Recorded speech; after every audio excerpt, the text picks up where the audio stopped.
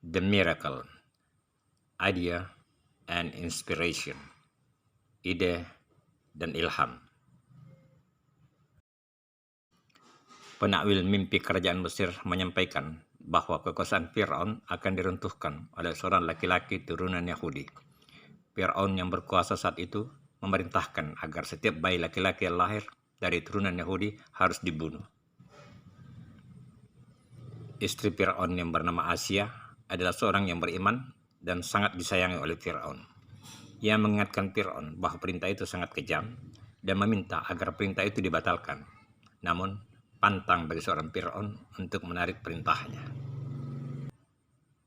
Namun, sebagai bukti kasih sayangnya kepada Asia, Fir'aun melunakkan perintahnya. Perintah membunuh bayi dilaksanakan secara berselang-seling.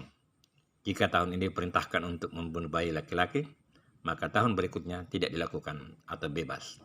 Pada tahun perintah membunuh bayi laki-laki itulah bayi Musa lahir, sedang Harun lahir pada tahun bebas. وأوحينا إلى أم موسى أن أرضعيه فإذا خفت عليه فألقيه في اليم ولا تخافي ولا تحزني إن رادوه إليك وجاعلوه من المرسلين.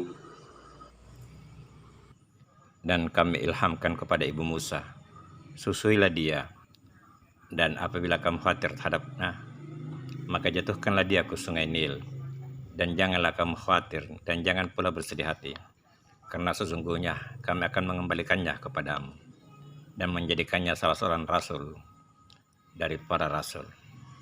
Al-Qasas 7. Ibu Musa sangat sedih memikirkan putranya Musa yang jika ketahuan akan dibunuh. Dalam keadaan demikian, ia mendapatkan ide untuk menghanyutkan bayinya di sungai Nil dengan harapan ada yang akan memengutnya dan memeliharanya.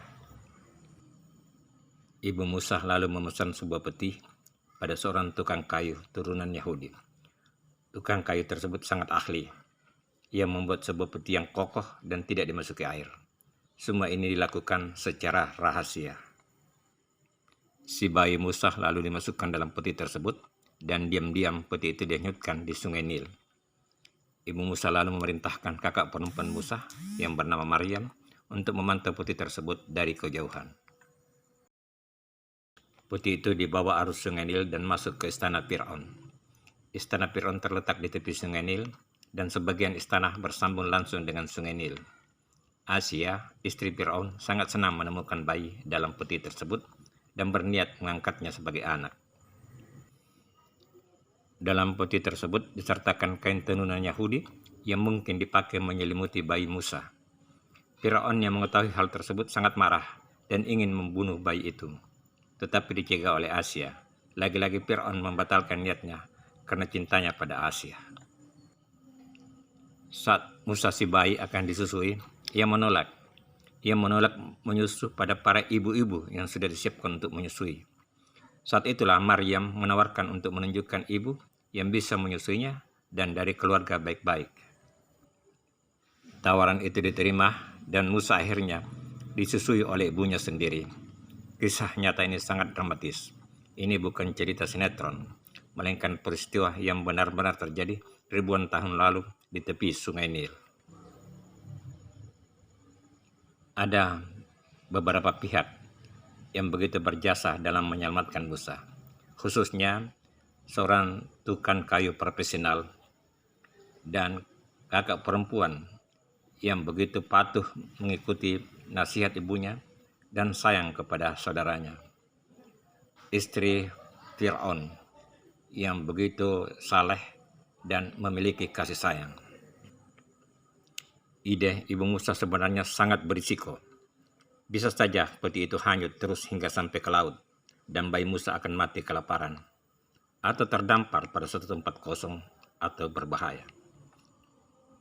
Skenario yang ada di benak ibu Musa ternyata adalah rencana Allah yang diilhamkan oleh Allah kepada ibu Musa.